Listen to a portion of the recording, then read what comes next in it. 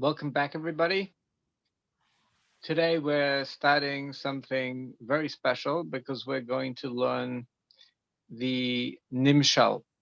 So, mashal in Hebrew means metaphor, and nimshal means the nimshal is the lesson from the metaphor, and it's very important because when we learn the metaphor, we're learning the concrete, the things that we can understand.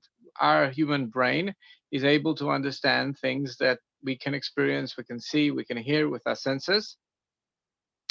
And the we're using the metaphor to understand something which is abstract, which is something not necessarily concrete. And when we compare the metaphor to each other and we learn the lesson and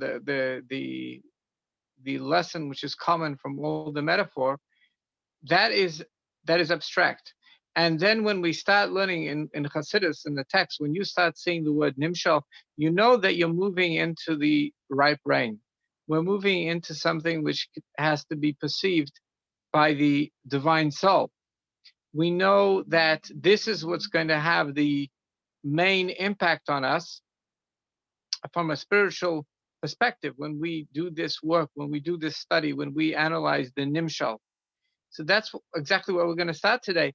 And we're also going to touch back with the metaphor a little bit. So we're sort of going into the chachma, into the, we're really going into the wellspring, in other words, from the river. When we were studying the metaphor, we're studying the river, but now we're going into the wellspring. This cannot be fully understood with our concrete left brain. This requires an aspect of our divine soul. This requires intuition, but this will have the greatest impact on us. So let's start. Let's do it.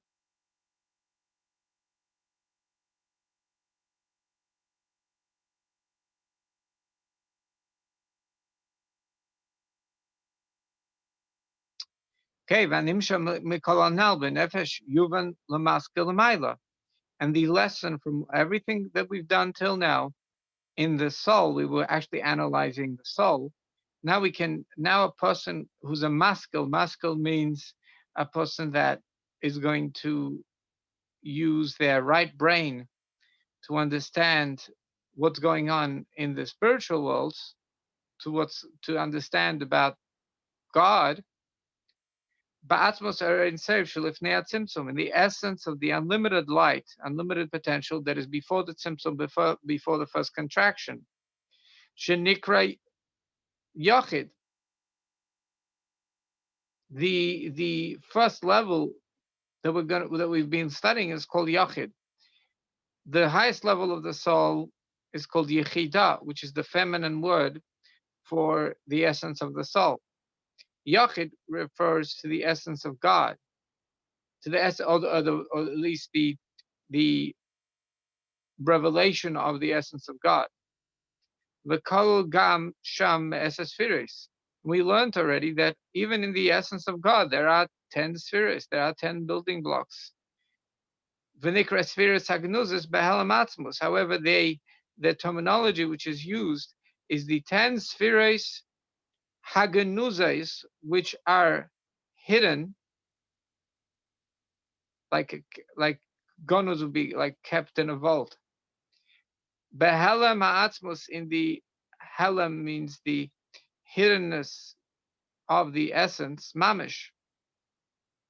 In other words, there's Atmos, and Atmos can just do these things, can do these 10 things. Maybe chesed, just like, for example, the desire to do kindness, to express kindness. Shekalu bebechinas Atmos. It's in the essence, the Erin Seif of the unlimited light.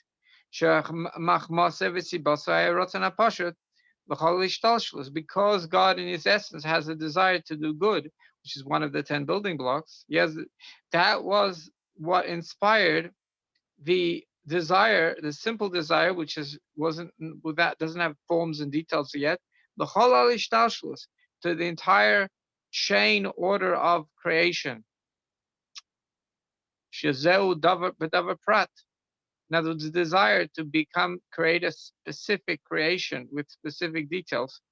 Mesha Kosov Eitz Chaim, like it's explained in the Tree of Life. Basically, this whole text which we're learning now is a mirror of the very much is a mirror of the Tree of Life, because the Tree of Life, which was written down by Rav Chaim Vital from the lessons of the Arizal that was a Kabbalist that lived 500 years ago in Seifert in Sfas, Israel. It goes in order from the beginning of the order of creation down to our world. So we're actually following that order, following that path of the Tree of Life. Kosher goes by Eitz Chaim Bakdama at the beginning in the introduction of the Eitz Chaim of the Tree of Life. When it went up in God's want, Hapashut, which was very simple, wasn't defined yet. Buvadai Sibas Aliyah, the reason why there was this, the reason why, the cause for this desire to go up, Haratzin, this desire, Hapashut, which wasn't undefined yet, Basmuse in his essence, Hainurak, the reason is Ki Chafetz Chesed Hu Ba'atzmei, because he Ki Chafetz Chesed Hu Ba'atzmei, because God desires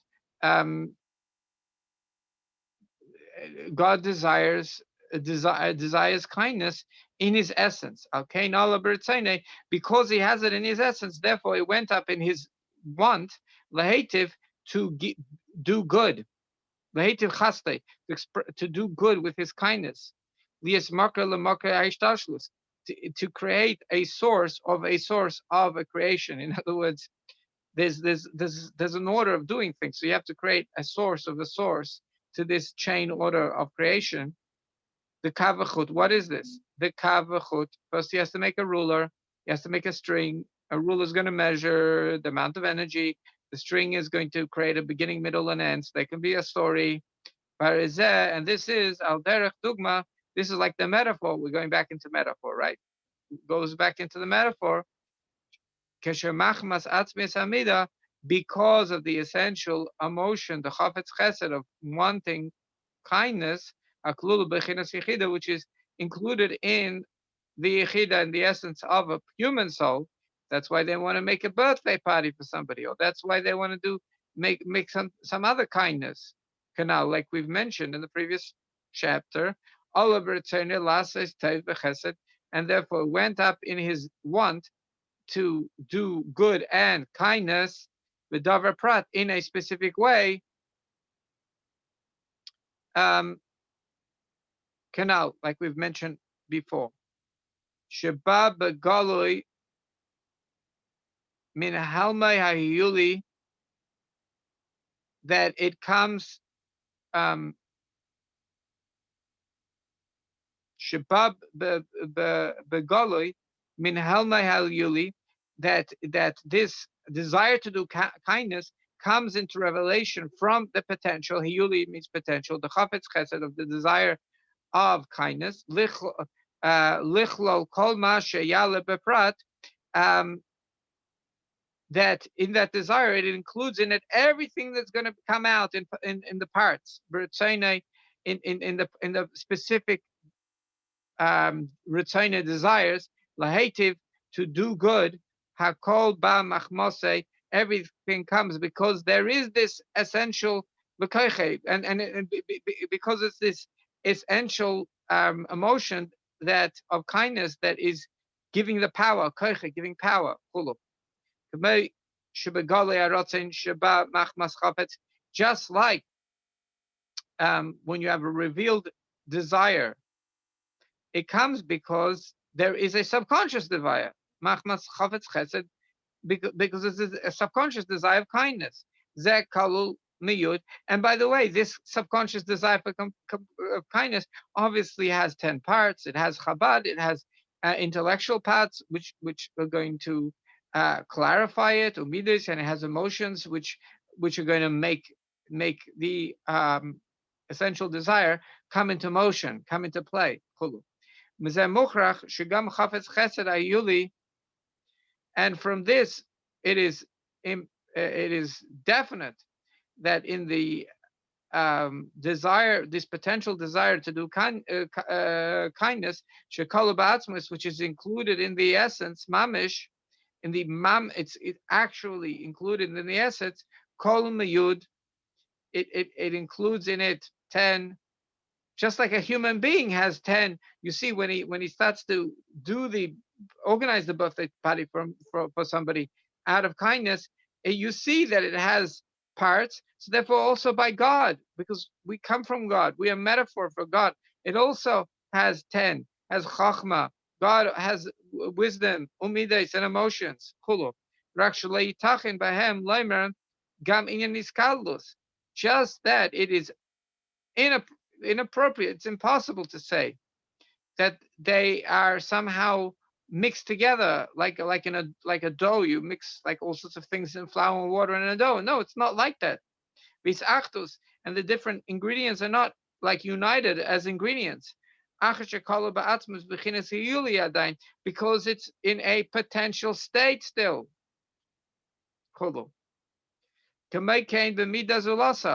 And the same thing applies in any other emotion. Just like the midah of gvura, of strength, of strictness, of focus, or the midah of winning. Tiferes, or the emotion, midah means emotion, or the emotion of tiferes, which is balance and beauty. And all these types of emotions, it's all in the essence. The Eren Seif, the unlimited light, that it's called the higher purity. Again, say it again. Purity refers to, just like you have pure gold, and when you mix any other metal with gold, it starts to change color. So when we say the upper purity, we mean there's only oneness. There's only oneness. One nikra yachid, and this level is called yachid, level of oneness, unity, but not unity of parts. It's just oneness. Shilamayla me'echad hapashut, which is higher than echad hapashut, simple oneness, because simple oneness you already can define parts. Ad bechinas hamalucha, even the emotion of leadership, it is ba'atzmos and sheif. It exists in the essence of the unlimited light. Now, the challenge with leadership is it's usually not revealed until there's somebody else that comes and says, we need you to be our leader. So how can that emotion exist in the essence? Well, it exists in the essence in a deep way, in the unlimited light. Shenikra Malchus Ein Sof. It's called the expression of the unlimited, of the infinite. Gam hu kolul bebechinas hiyuli. It also has potential. In other words, even leadership is included in the potential ha'atzmi, which is the essence, the atzmos Ein Sof of the essence of the unlimited light. Shedhu bechinas Ein Sof mamish. And it's really infinite. It's really in actuality infinite. That's very difficult for us to relate to, but we understand infinity. There is a concept, so it's really infinite in all ways. Just like God desired kindness in His infinite infinity, in His essence, and also his insight, his the what we call the right brain, is God's chachma, wisdom, which is the right brain. The insight is unlimited. Also the emotion of being a leader, being higher, being the guiding light for others. It's there. It's in the essence of the unlimited light. And this emotion is infinite at that stage. We call them a yud, and it has 10 parts. In the hidden essence, and what are the 10 parts? It's even leadership has ratzon, has a want, v'atainug, and it has pleasure, v'chachma, and it has insight, umidas, and it has emotions. Shebemidas hamelucha, all in the emotions of leadership. Melucha means a king, leadership. Ach inyan ana emlech. However, when we speak about in the Kabbalah Svarim, and we use the terminology Ana Emlech, God decided, I am going to be a king. That it went up in his desire and his simple thought. There is thought, by the way, before Tzimtzum, but it's different than our thought. That we can, difficult for us to understand what it is, but it's part of Malchus, part of being a leadership. When it begale mehel mahayuli canal, when it comes into focusing on something specific to make the chain order of creation begala in a revealed way, mehel mahayuli, from the hidden potential, b'mida, in an emotion, the chafetz chesed ba'adam lamata, like in the emotions of a man that wants to do kindness, kanal. B'mashal the yud keiches hakiluyim. Let's turn the page.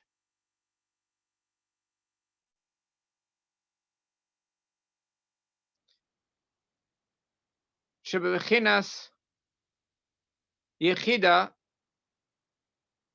that is in the human. A person has all the emotions and potential, bebechinas hiyuli, in the potential, ve'atzmis, and in the essence. By a human, she'einam nivdalim min ha'etzem klal. These 10 powers cannot be separated like ingredients from the essence. They don't separate from the essence.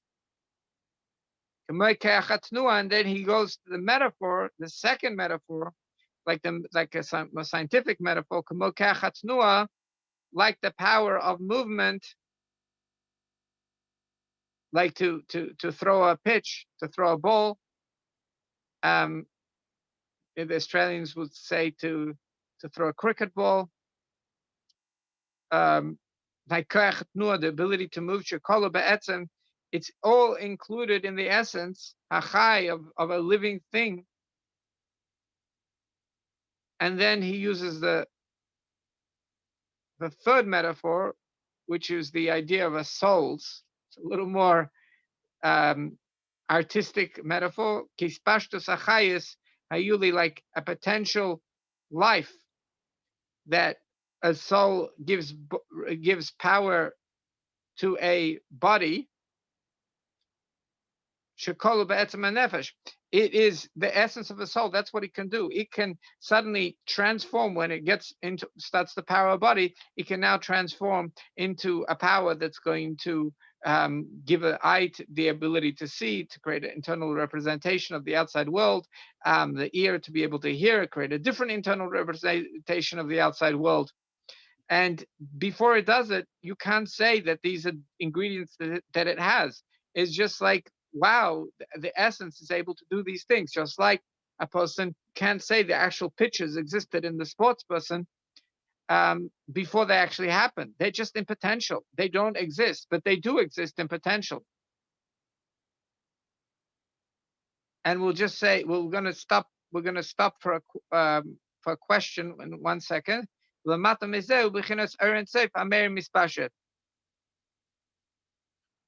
then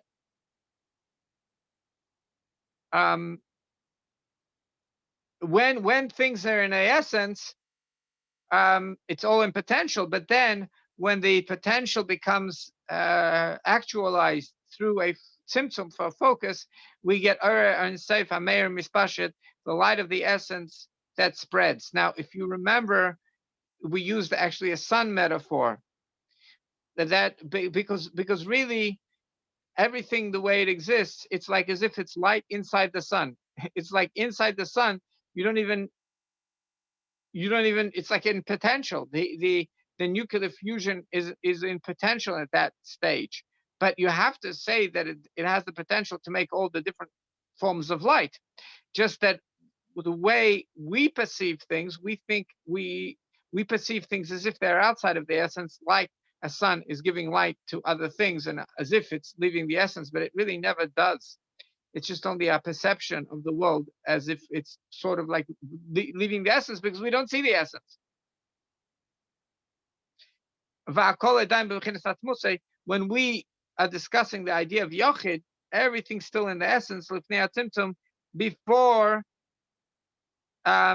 before the contraction.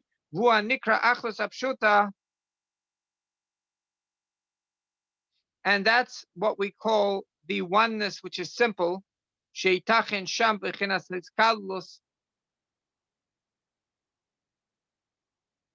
Now,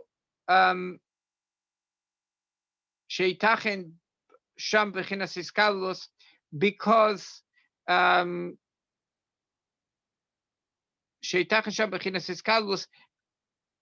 in the essence, now actually in the second stage, we could say, when we're looking reverse engineering it, we can say, oh, you must say there's a unification, some unification of 10 spheres.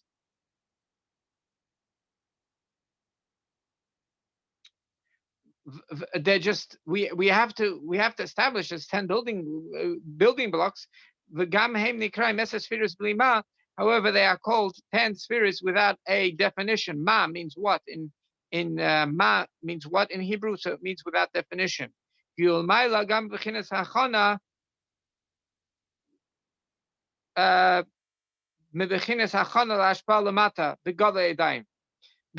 it at this point in time it is higher, that it hasn't even been prepared to measure it up to how it's going to be, how these 10 building blocks are actually going to come out in when they're actually being used to provide sustenance. At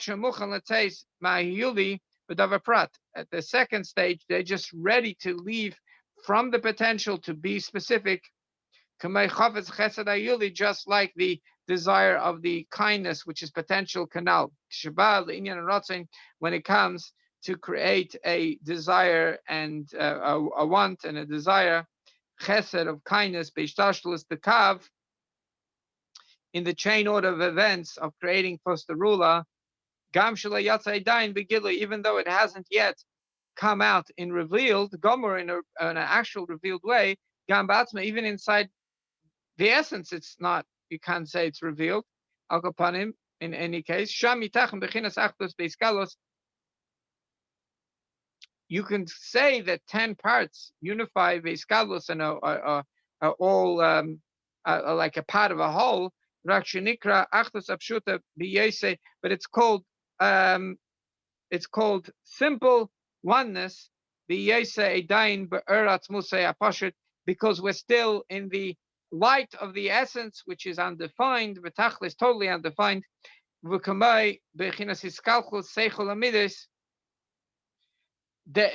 have to say that there's an intellect and emotions in the essence, because in this desire to do kindness, there's intellect and there's definitely emotions in that.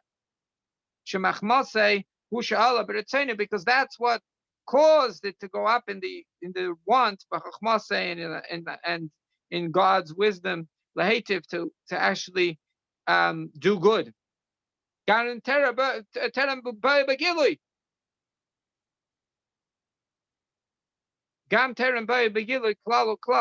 Before it actually comes into any revelations whatsoever at all. Canal, as we've mentioned. Now, this is actually by Madriga base. One second, the canal, like we mentioned above, the Madriga base in the second level, the Nefesh Adam in the person. In other words, There first is, we have to say there's only an essence and everything is just potential. Then we have to say, well, since we see different building blocks later on, when this potential is actualized, we have to say there's building blocks, but they're not defined. They're totally unlimited. We haven't measured how much they're going to be actualized, in what way at all. But that's second level. That's called this 10 spheres, blima, but they're not defined. They're totally infinite at this point in time.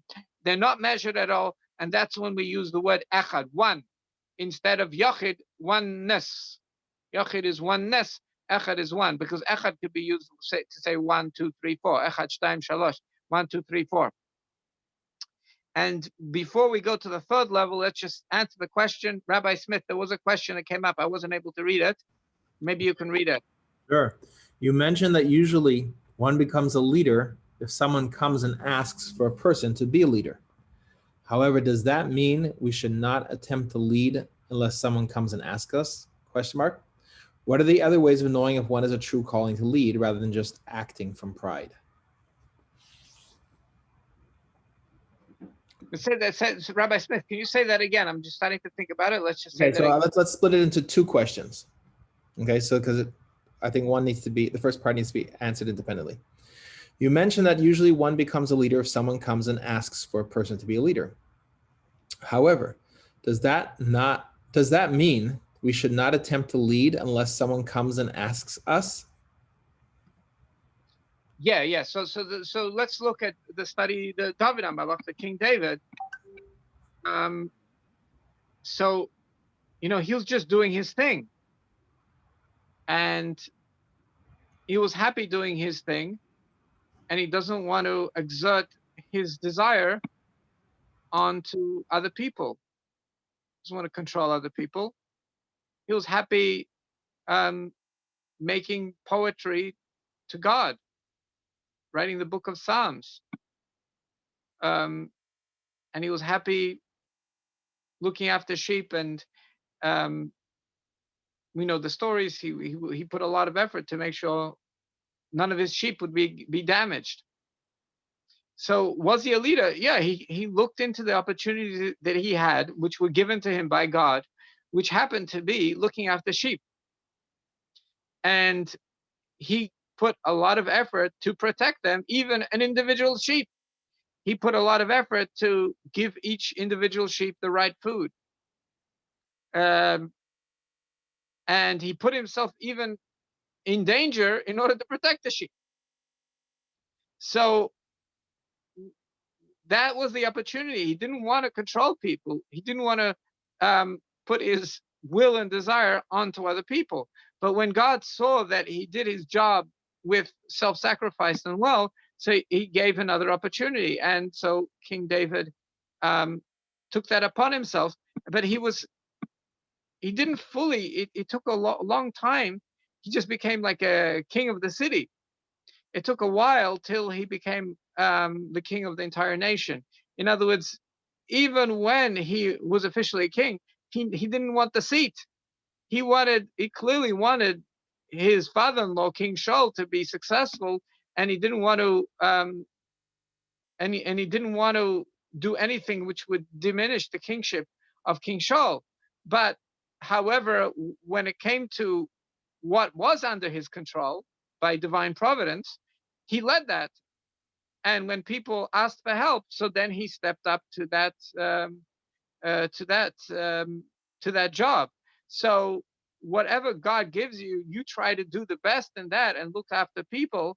And if the situation comes that people see you're doing a good job, or God sees that you're doing a good job, and he gives you more opportunity to serve, then you step up and serve. So I hope that answers the question.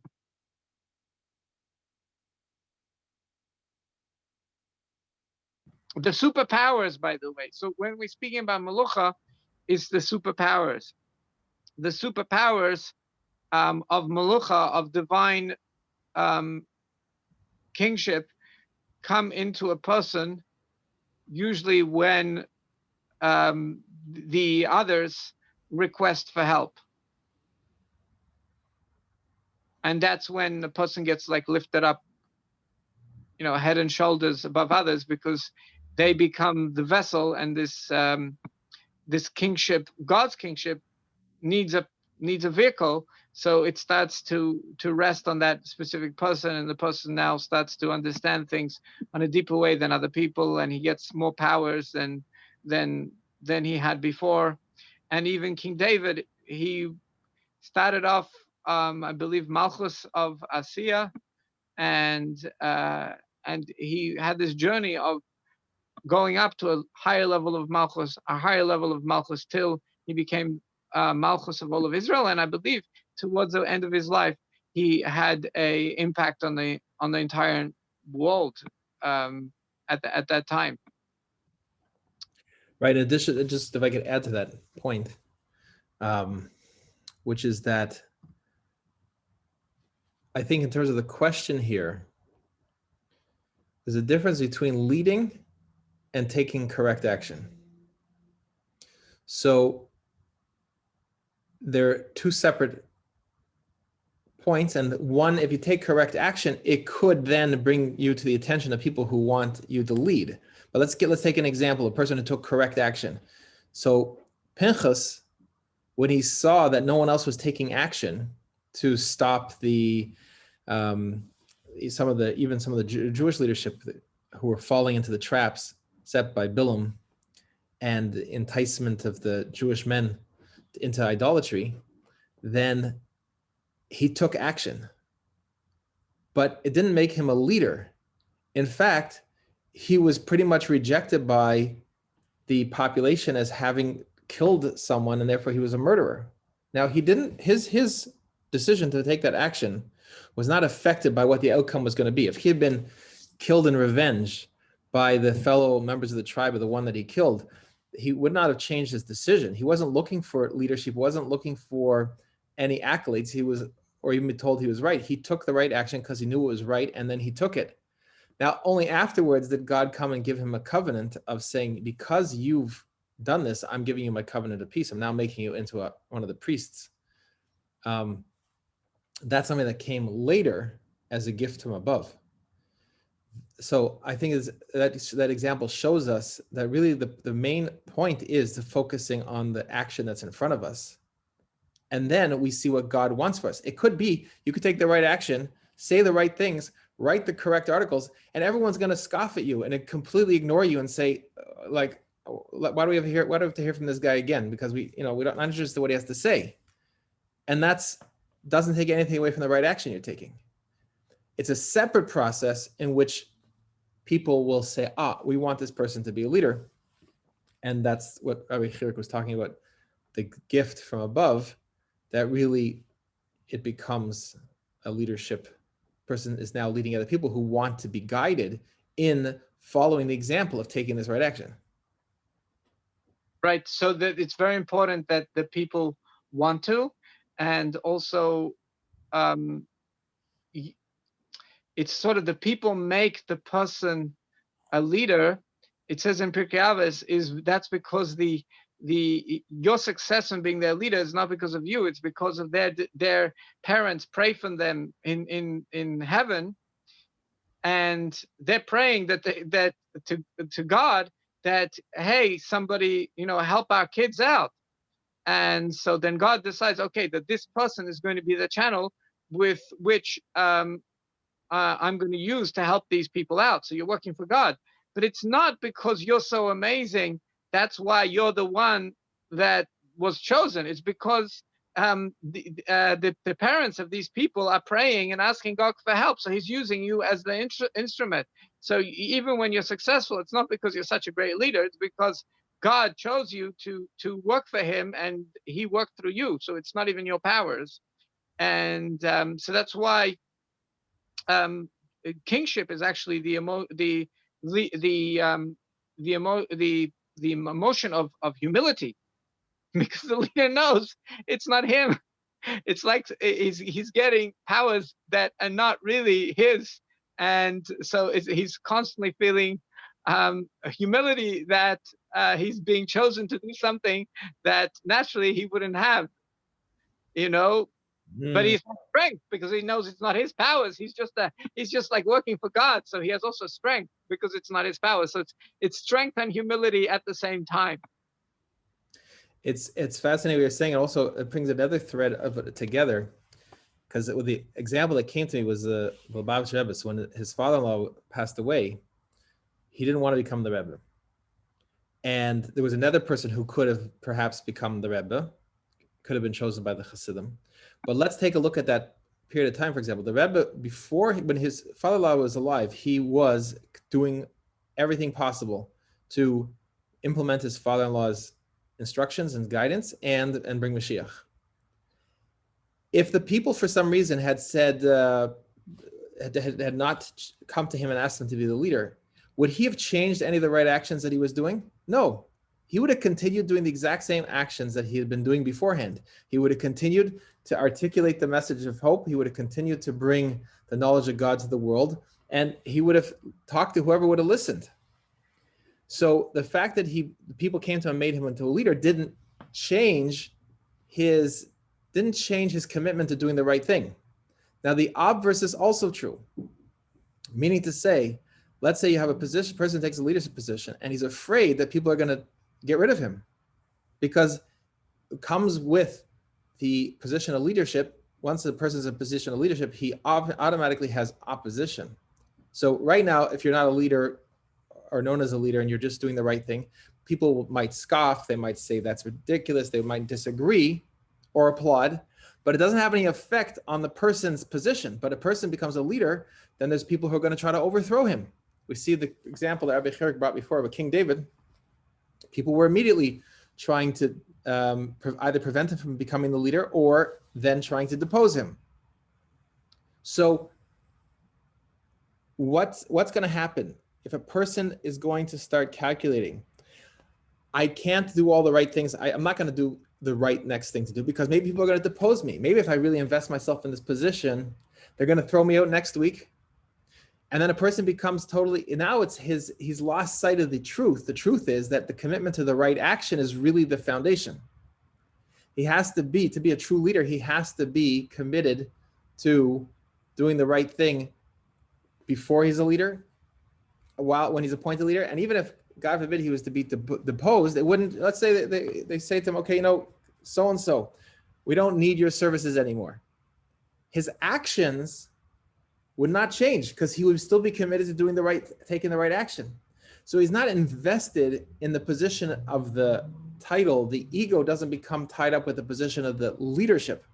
That's the distinction between a true Torah leader who's doing it for truth, as opposed to a person who's, and they take the example of a politician, where a person is doing it, he wants to say and do things to get the vote. And when he is not elected anymore, he wants to try to keep the position. And when he's not elected, he stops doing what he was doing before, because he's no longer in that position. He's no longer taking care. He doesn't see a need to take care of the committee. He kind of goes off back and does his own personal work. But a true leader is taking the right action, not just for his own benefit, for the benefit of everybody that he could reach constantly. And that's stays constant. When he becomes a leader, it just expands the scope of his reach and his ability to affect people and to mobilize more people and inspire more people to follow his example and to follow his call of the hour. So he can now multiply manyfold his effects in the world and in bringing holiness to the world. But he's not worried about whether he's going to still be in the same position tomorrow or not, because for him, that he will continue to do what he needs to do the next day. It's not going to change the real reality. And he's not worried about his perception of himself or what other people perceive of him. So he's not caught up in that whole attempt to try to keep himself in a position. So just the question was, what is the person before he takes on the melucha or after takes on the melucha? Well, I say he's a servant. He's a servant before, and he's a servant when he takes on the kingship. He's a servant of the public.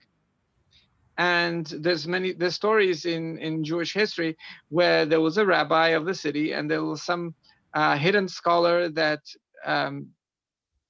Usually they wouldn't advertise their Torah learning, but he noticed from their writings that this scholar is much greater than him.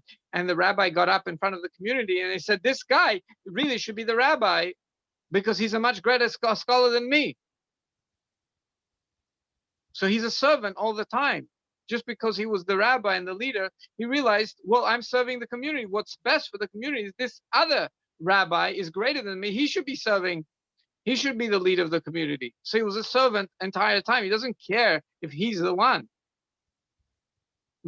He just needs God's kingship needs to be done. It could be through me. If there's somebody better, go ahead. Right. And servant all the way through. So right, the Rebbe saw Sichel then just now last Motzei Shabbos. The Rebbe was saying exactly that point, that taking this responsibility for the community is not a position of rulership; it's a position of servitude. Servitude, yeah. So that's what Malchus is. There's a difference between Memshala is government, where they try to force their ideas onto the populace, and the populace don't want. That's Memshala, and those people are always unstable inside because they know they're not real kings.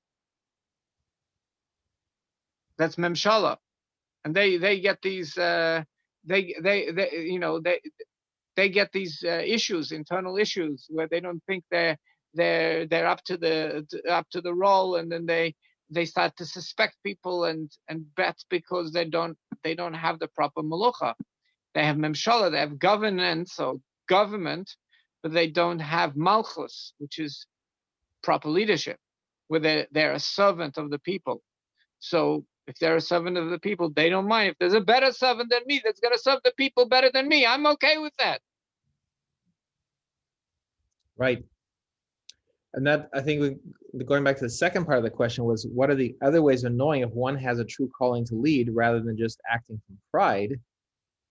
So how would you answer that, Rabbi Shirik? It doesn't matter. You just need to serve. Just look at what do the children of God need and just fulfill them in your capacity where God allows you. If he doesn't allow you, then that's okay. He can do the job better than you. If he wants to use you as an instrument, so he will. And if he won't, he won't. If you see an opportunity to serve. It's not about you, it's about serving them, about what they need. Right.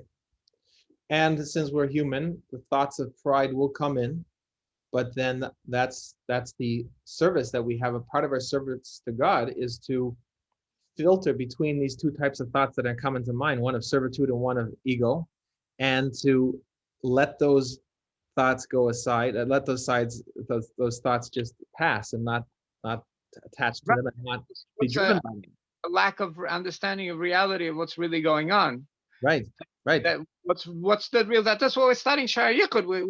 We're studying the real dynamic of what's really happening in the essence, and how the essence is really coming down, and how there's really it's all about expressing the desire for kindness. So I'm an instrument in this whole picture, and then when we remind ourselves of the picture, then it takes away the pride, because we know that just foolishness.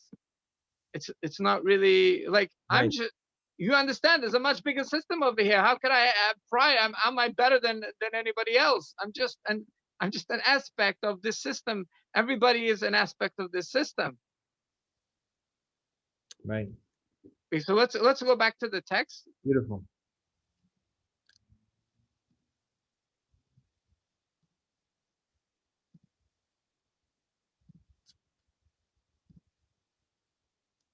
Okay, Vagimel. Now the third level.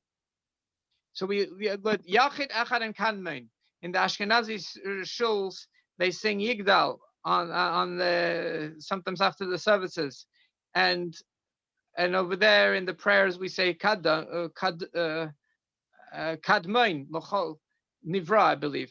That the God is preceding. The third level is he's preceding to all the creation.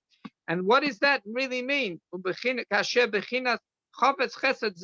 when there's desire for kindness, hu sha'ala kfar berotzain v'seichel, it already went up in a desire and with intellect. V'huchen b'chol shira oisius, it's already ready with all the measurement of all the letters. Shashir batzme, the letters are actually going to be the creation that he measured inside himself. How will be the quality of oifen hashpah, of the way the sustenance mamish will come down. L'chutz matzmoseh, how it's going to go in outside of the essence, even though there's no such thing, but going to be perceived outside of the essence. Al derech dogma, and we use the metaphor for that also from Kayach HaTznua, the second metaphor, the metaphor of movement. Movement hamuchan eichlania. When the person already measured how he's going to move it, it's like the sports people say, I visualize how I'm going to make the move. So it's like visualized already how he's going to make the move. That's called kadmein. B'kayach hachayis amuchan eichlachiyes. Or the third metaphor, the power of to give life is ready to give life. Our soul is able to give life to more than one body at the same time, right? So the soul makes a calculation how he's going to give life to this particular body that we're in. Shemuchanim kfar b'shir v'oifen mugbal. It's already ready. It's sheer. It's measured v'oifen mugbal in a limited way. And like we've said in the previous chapter, being in Madrega Gimel, like we've said in regards to the third level of nefesh in the soul, which is called kadmein. V'lamaila, and by the way, when we're learning about God, which that's what we want to do, it's that God measured in his essence, which is called the higher purity, in the way and the measurement, Masha writes what God will in the chain order of creation, but in actuality, his galus, the kav, how the ruler is going to reveal its measurement until the end of the world of action which we live in. And now we understand the words of the beginning of the Zohar that Galif is like hieroglyphics. He scratched out in the upper purity and he measured what's going to be kadmein. And this is the third level. It's called kadmein. The first level is called yachid before tzimtzum. The second is called echad before tzimtzum. The third level is called kadmein, where everything is measured out. This that in a precedent, it's called a precedent. There's a precedent of the way the desire lashpia will come down to give life. Terem shemashpia, before it gives energy, edain begilui mamish, before it actually and 1 second, we're gonna when we get to the top, we'll repeat the three levels. And this is everything is before the first contraction, Hanikra Makampane, which the first contraction is also called the empty space, even though there is no empty space. But we want to know the terminology when we learn Hasidus. We want to know all the matching terminologies so we understand what's going on. So the Tzimtzum Arishan, the first contraction, is also called Makampani, which is called the empty space. Bechal is also called an emptiness, even though there is no any emptiness. Kanal Vidal. So the three levels before Tzimtzum Harishan, before the first contraction, before the which is also called Makampani, empty space, Bechal or Achal, and emptiness, even though there is no, it's just a perception of emptiness. These three levels are called Yachid. The first one is Yachid, which is total oneness. Echad, which means one, and Kadmein, which means the precedent. The God is the precedent. In other words, this is the God. This is God, the way He measured everything that's going to happen to the last blade of grass, and the entire history till it's all measured up before He actually does anything. That's called Kadmein before the Tzimtzum. Vamadrega Dalet. And the fourth level, Huma She'achra Tzimtzum, the fourth level is after the Tzimtzum canal that we've mentioned, after the contraction, what happens? Nishar Bechimat, God decides to hide to the future creation his unlimited power, and he only all that remaining is his logo. Hanisha Bechinas Rishimo. Remain. It's called the next level is called the Rishimu. The Rishimu is like the logo. It's like the what just a little signature. Nimshach Mimenu Kav, and from his logo comes the ruler. Even though which is the idea of measurement. And by the way, after the tzimtzum, it's already called lower tiratata, lower purity. Lower purity is after the tzimtzum. What's going to be after the tzimtzum? Rishimu, the logo, the kav, and the ruler. Bechinas makif aklali, basically l'cholish tashul is the kav. This logo and the ruler is going to be the makif. It's going to be makif means to surround all possibilities.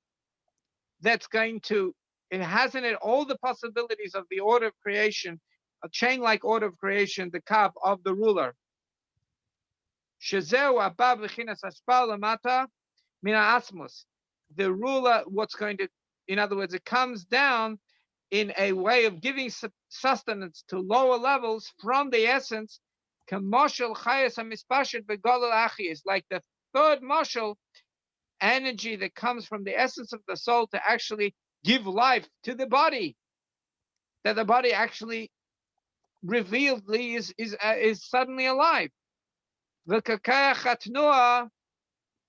like the ability to move, the second marshal, the second metaphor, the ability to move, shemispashet, that already it spreads, not that the person, the sportsman visualizes how he's going to do the movement, how he's going to throw the ball, or how he's going to swing the bat.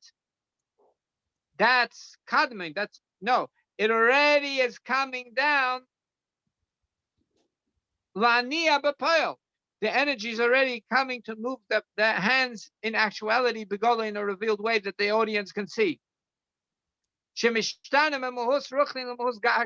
happens is that there is a transfer from spirit to concrete physicality. That's what happens. That's the difference before tzimtzum and after tzimtzum. It's like the difference between something spiritual and it's now becomes a physical thing. And then we used a fifth metaphor for this. We use the metaphor of physical growth from the ground. Mitzmicha ruchni is from a spiritual growth. In other words, there is an energy in the ground, which is a spiritual power of growth. However, it needs to connect with the seed to make that in actuality. Kachu erach achra tzimtzum legabe atzmi shelifnei tzimtzum. That's like the difference between the energy after the tzimtzum, after the first contraction, compared to the light before the contraction. It's like the difference between spiritual ability of growth and the actual seed growing, and it's like a connection to something physical. That's why we need tzimtzum, contraction, in order to connect with the physical. In order that they should be shabakav, in order for the light that is being measured out by the ruler can actually come down, to create the source of the four worlds. Like it's known.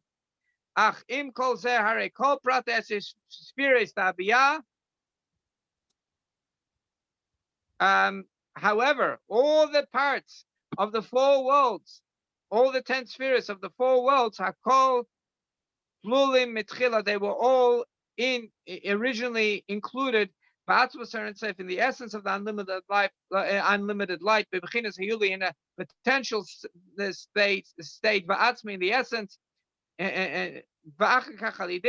then through this contraction, mishtana lefi open mugbal, it changes to be something limited.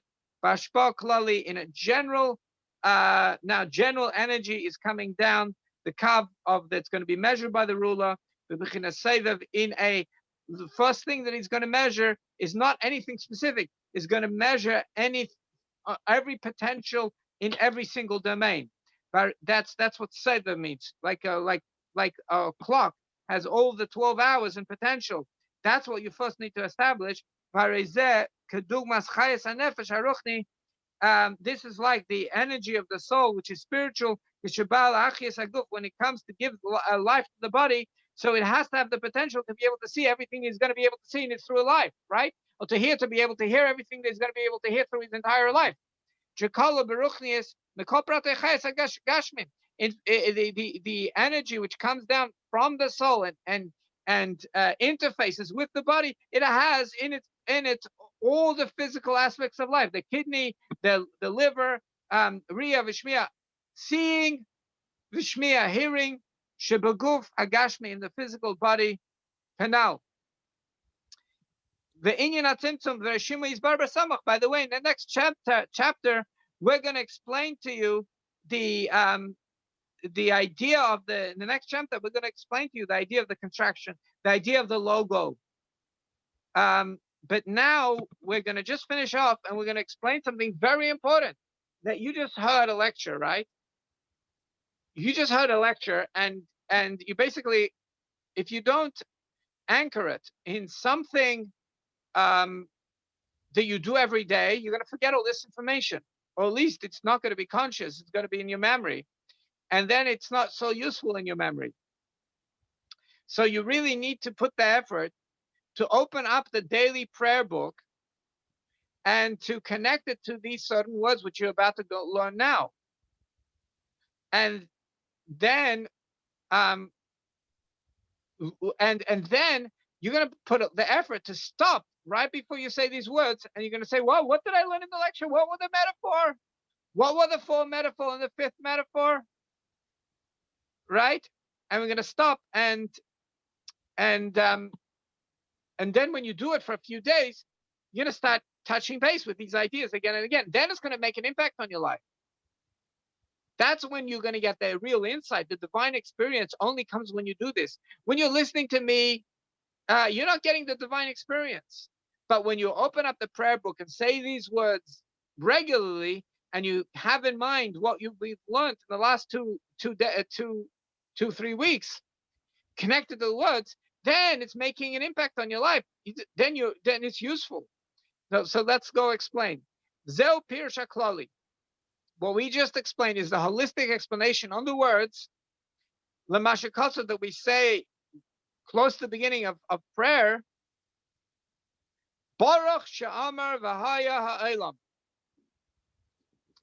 Blessed is he. Blessed means to reveal. Blessed is he that spoke V'Haya Ha'elam, and the world happened.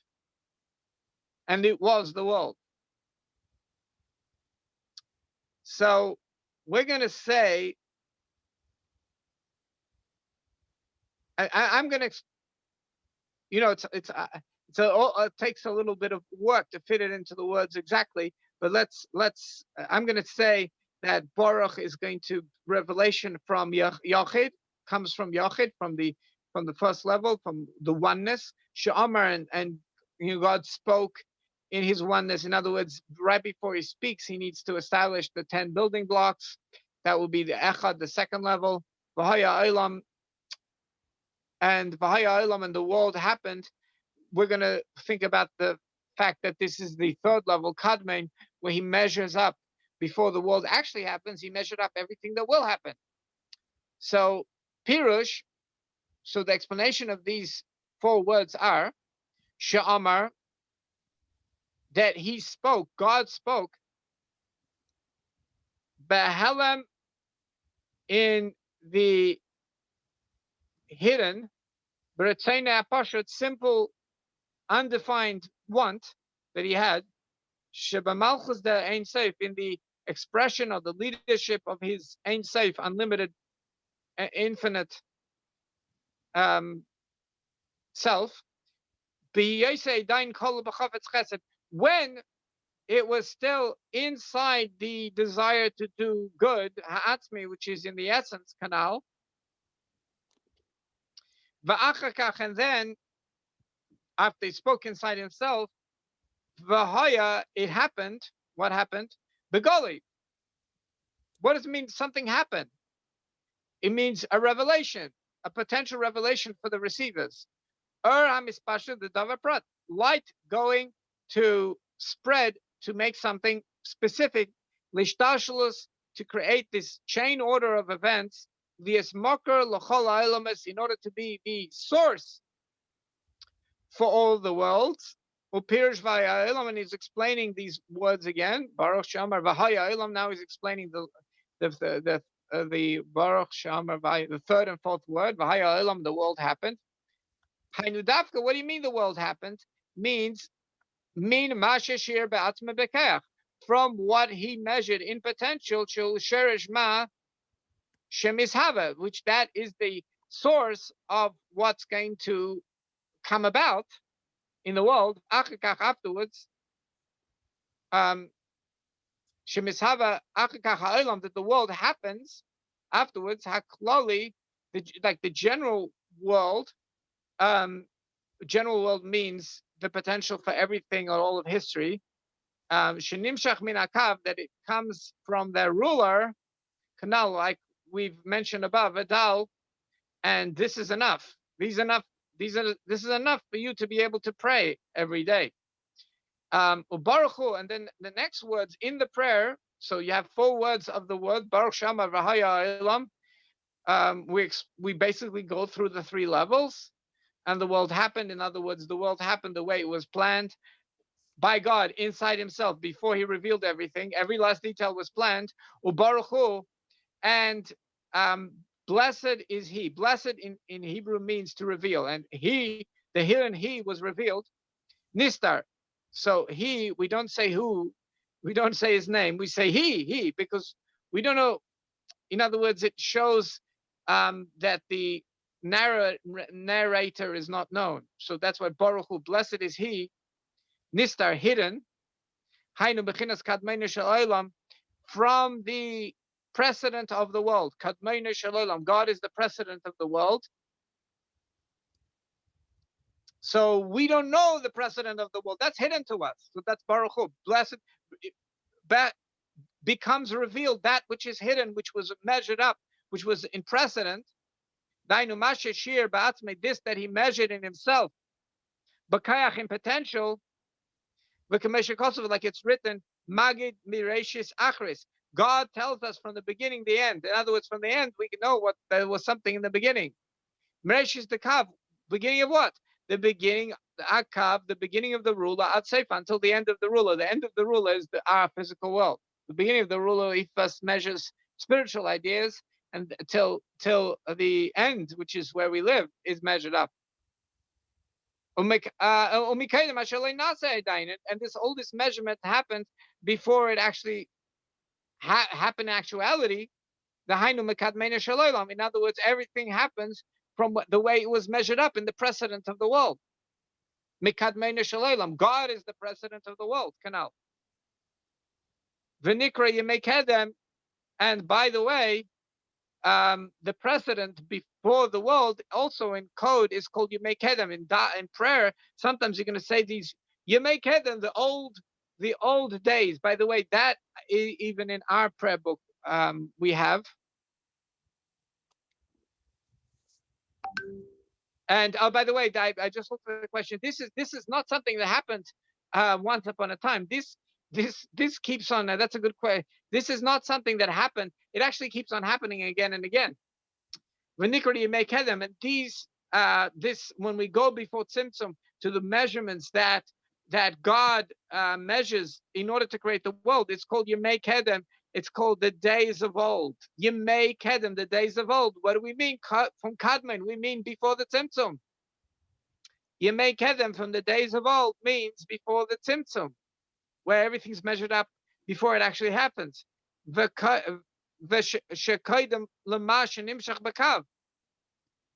Yemei Kedem is before the days of old means before anything gets measured up in the ruler. This is what God in precedent made a precedent in potential. What from what is going to be in actuality Vidal. And what I explained to you is enough for you to be able to pray and touch base with these ideas every day so they become useful to you. And by the way, if you go into the prayer, and it says the next. He also says the words Baruch Omer V'Eiseh. Blessed is he that says and he does. So Baruch means to reveal. Omer, that he says. V'Eiseh, and he does. So he does what? It means Hainu Mashin Imshach Bekav. It means that God brings down with his ruler Bapel Mamish in actuality. So Baruch Omer V'Eiseh refers to the ruler, which we said the ruler is like the next level after Tzimtzum. Well, there's Rishima and Kav, right? The next level after Tzimtzum. And then when you say the words Baruch Omer V'Eiseh, means Kav, means the ruler. That's what God made, the ruler, Bapel Mamish, in actuality. And then the other words he says in the prayer, he says Baruch V'Eiseh Bereshis, right? Blessed is the one that creates creation, creates Rashis, creates the Bereshis, creates the creation. He tells us what this means. This is the next level in creation. Who call Shir Kaimas Adam Kadmain? This refers to the entire original man. Remember, we have 3 levels before Tzimtzum, Yachid, Echad, and Kadmain. Then we have the Tzimtzum, and then the next level of that is the Rishimu together with the ruler, which is the Kav. And then after the Kav, we have Adam Kadman. We have the creation of the first character, which is the original man, which is going to be the character which is going to say which is going to tell the story of the autobiography of God.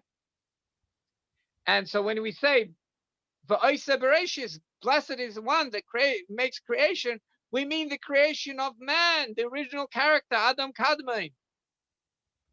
And let's get to the next page, very short over there, next page. And then it says, in the words of the prayer, Geyser Makayim, God, and actually he says we skipped that, so on purpose. He says when we say blessed is the one that decrees a decree and then implements the decree. Geyser means makes a decree, or Makayim, and he implements, he fulfills his decree, betchila. And what does that refer to? Hu bechinas kavamina, that refers to the limits of the ruler, that the ruler limits certain things. Shalifnei Adam Kadmon, before he can create the character man, he has to make limits, boundaries. So when we say God decrees and fulfills, that means the tzimtzum, the fact that he decrees that there should be a contraction and a focus. The rishimu of what? Of his logo.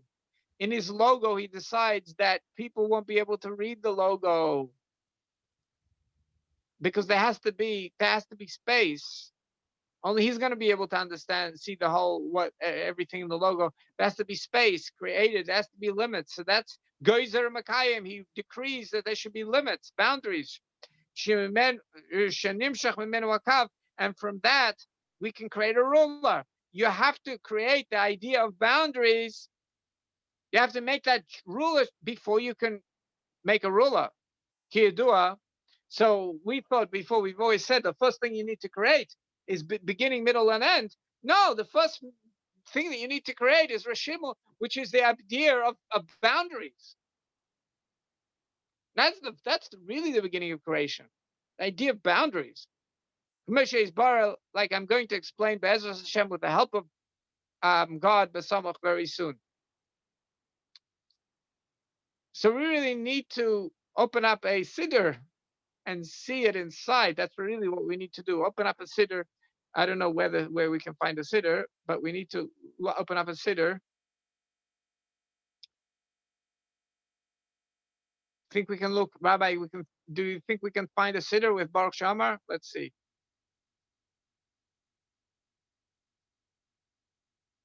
Oh, there we are. We have the online siddur.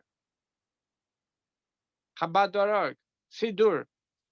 So Baruch Shamar V'Hayolam, blessed that he spoke,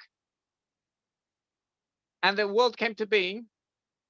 Right? So we're before Tzimtzum, she speaks in his Yachid, and you get 10 building blocks, and then he plans out what he's going to create.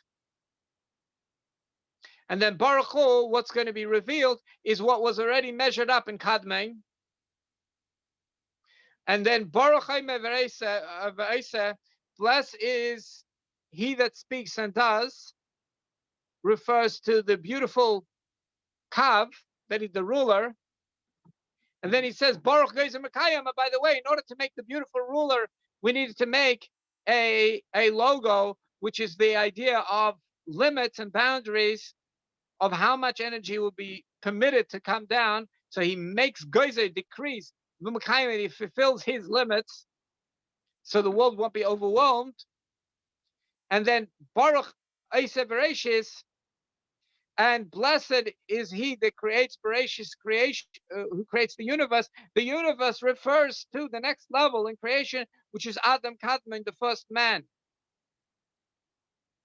Which the first man really includes in himself everything that's going to happen afterwards, because it's all the story of man, which is going to tell the story of the autobiography of God.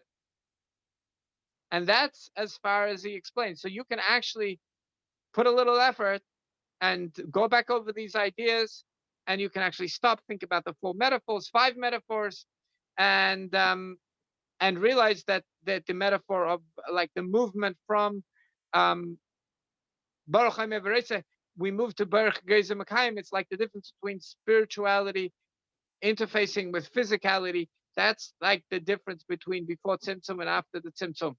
So that's there we have it. Now you can touch with these words every day, and therefore it's going to make an impact. You're going to realign. We always want to realign with before Tzimtzum, with the essence of God before Tzimtzum. These words help us realign. So that's it for chapter. We finished the whole chapter today. Finished the whole chapter, and that's it for this week. Great. Do you want to answer? There was a few questions posted. Okay. One was quite a way about almost half an hour ago. Repeat those 3 level names again, please. The 3 levels. It's Yachid, Echad, and Kadmon. Yachid is the first level, the essence of a soul. So to the essence of a God, that is not made out of any ingredients, but yet all the ingredients will come from Him. Echad is when we realize that from creation we must say there's some certain building blocks, but they're not defined yet, and they're totally infinite. That's Echad. Kadmon is precedence, the way God measures everything up before it actually happens, till the last detail of creation, all the thousands of years of creation. It's all measured out before it happens, and it's happening. This level is always happening all the time. All these levels are happening all the time. Then we have Tzimtzum, which is the contraction, and then it's not a level. It's just it's a phase, and we get the and we're going to get a kav, a ruler. But before you can have a ruler that measures anything out, we create is the idea of the Rishimu, which is like the logo, which is the potential for the decree of limits. And then we have, after the ruler, we have Adam Kadmon, which is the first man, which is the original man, and all of Bereshis, all of creation really starts from there. Okay, great. Next question. Are you saying there's a spiritual counterpart for every organ in the body?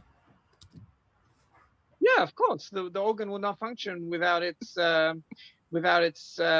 power spiritual counterpart. That it's just a bunch of matter, and it has to be a vessel.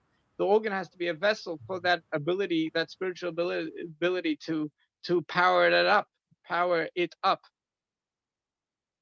So if there's physical damage to that, it's not a vessel anymore for that spiritual power. So that's why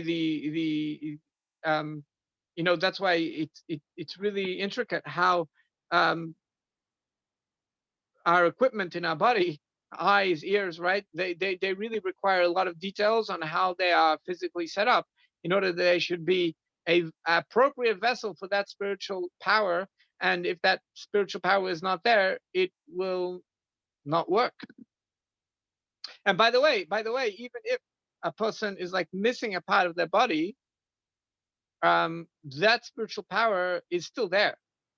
That spiritual power is still there. That just doesn't have a vessel. Like, God forbid, if a person's missing like a hand or something, the spiritually a person's still complete. Just they just don't have that physical vessel.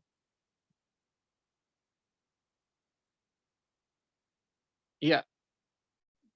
What's the next question? In this process of creation and the pre-creation, speaking of the Almighty within himself, is this process of creation and the pre-creation, quote unquote, speaking of the Almighty within himself occurring every moment? Or was Yes. it all, Mentioned it. Yeah, it's good. It's constantly happening.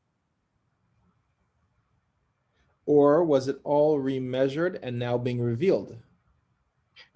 Also depends, it's all happening at all levels at all the time. So in other words, is everything predetermined? That's the third part of the question. So since we get these divine powers, so we are God, like the aspect, since God has the power to choose what he wants, and that gets given to us as a gift, so we also have the power to choose from that. And it's like just because God, now I believe the Rambam speaks about this, how this is a little beyond our human ability to understand, but if you know somebody very well, you probably can predict what they're going to do.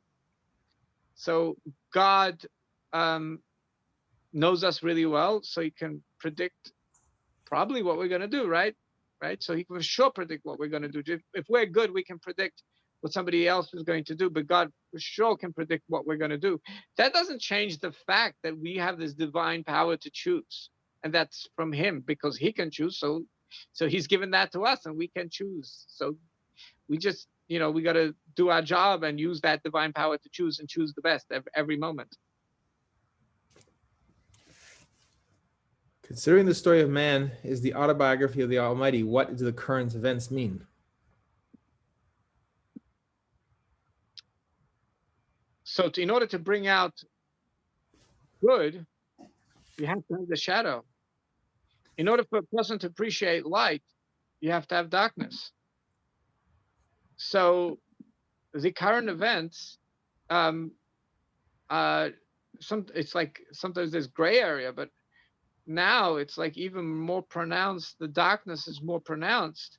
So therefore, it's the current events. So you can choose not to be underneath the, it's about choosing the melucha of the leadership of God, and everything else that isn't the leadership, the authority of God, is a problem. When we have now a constant opportunity to choose the authority of God, of abundance, the source, ain't safe, unlimited abundance. And it's a challenge. Sometimes, it's a challenge. Things look limited, and it's a challenge, but it is a tremendous opportunity at the same time, since it's almost laughable. It's like laughable how much we're being given the choice to choose to greet God, choose the authority of God, and not other authorities. I mean, it's such an opportunity. Beautiful. Okay, so let's pause this and we'll say something about the parsha. Yes, great.